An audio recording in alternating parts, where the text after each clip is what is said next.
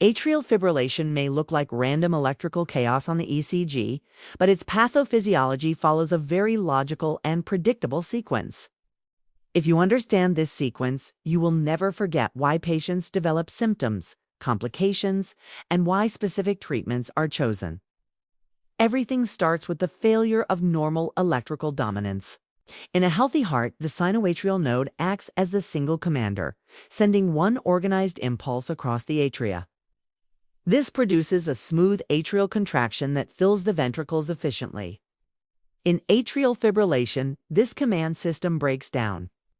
Multiple abnormal electrical impulses arise simultaneously, most commonly from the pulmonary veins in the left atrium. These impulses fire rapidly and continuously, overpowering the sinoatrial node and destroying electrical order.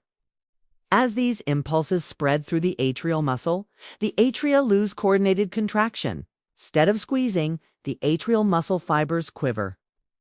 This is the moment atrial fibrillation truly begins. A key point to remember is the loss of atrial kick.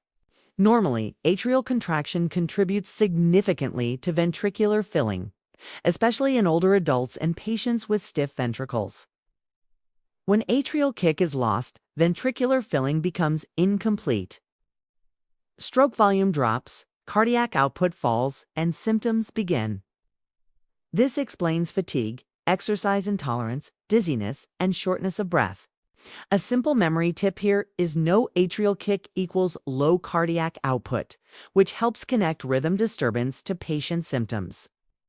At the same time, the atrioventricular node is overwhelmed by hundreds of chaotic impulses arriving from the atria.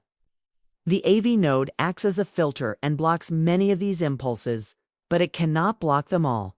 The impulses that pass through do so in an irregular pattern, leading to the classic irregular ventricular rhythm. Ventricular rate depends on how many impulses the AV node allows through. When the ventricular rate becomes fast, diastolic filling time shortens even more, worsening cardiac output. This is why rate control is so critical in management, and why uncontrolled atrial fibrillation can rapidly destabilize patients. Another key pathophysiological concept is atrial remodeling. Structural heart disease, hypertension, aging, and heart failure stretch and damage atrial tissue. This causes fibrosis and electrical instability. The phrase AF begets AF is important here. The longer atrial fibrillation continues, the more atrial remodeling occurs, and the harder it becomes to restore normal rhythm. This explains why early intervention improves outcomes and why chronic atrial fibrillation is often permanent. While hemodynamic compromise explains symptoms, the most dangerous process in atrial fibrillation is blood stasis. Because the atria are not contracting, blood moves slowly and pools within the atrial chambers. The left atrial appendage is especially vulnerable due to its narrow shape.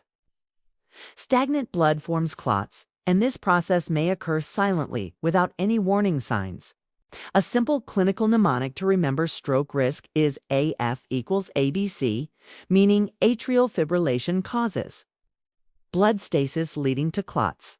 When a clot dislodges from the left atrium, it enters systemic circulation and may travel to the brain, causing ischemic stroke. This single mechanism explains why anticoagulation is often more important than rhythm control. Special situations highlight the severity of this pathophysiology. In patients with heart failure, the loss of atrial kick can dramatically worsen symptoms because their ventricles already struggle to fill properly. In critically ill or septic patients, increased sympathetic activity lowers AV node filtering, leading to dangerously fast ventricular rates. In postoperative patients, inflammation and fluid shifts trigger atrial fibrillation through atrial irritation. In hyperthyroidism, increased metabolic demand and heightened electrical sensitivity accelerate abnormal impulse formation.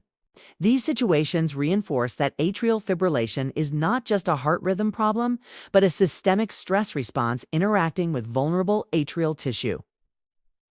Key clinical considerations always trace back to pathophysiology. Rate control protects ventricular filling and cardiac output. Rhythm control attempts to restore atrial contraction and electrical order. Anticoagulation interrupts the final and most lethal step of the disease process, clot formation. A powerful way to remember atrial fibrillation pathophysiology is the sequence trigger: turbulence, thrombus. Triggers initiate abnormal impulses. Turbulence disrupts atrial contraction and ventricular rhythm. And thrombus formation leads to stroke. In summary, atrial fibrillation begins with abnormal impulse generation, progresses to electrical chaos, causes mechanical failure of atrial contraction, disrupts ventricular rhythm, reduces cardiac output, and creates blood stasis that leads to clot formation and stroke. Every symptom, complication, and treatment strategy can be directly linked to this step-by-step breakdown. When you understand the pathophysiology this deeply, atrial fibrillation stops being confusing and becomes one of the most logical and predictable conditions in cardiology.